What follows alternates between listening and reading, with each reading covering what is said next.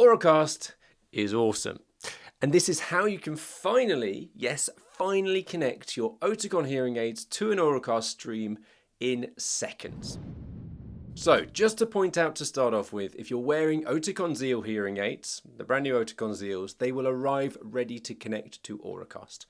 However, if you're wearing Oticon Intents and you've been wearing them for some time, then you'll need to upgrade your firmware to version 1.3.0. And that's all before you'll see any of the menus I'm about to show you. So let's rock and roll.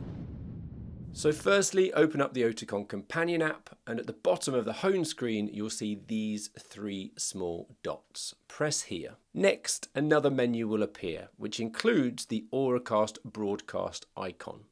So press here next. After a few seconds of searching, a list of available Auracast channels will appear that you can connect to.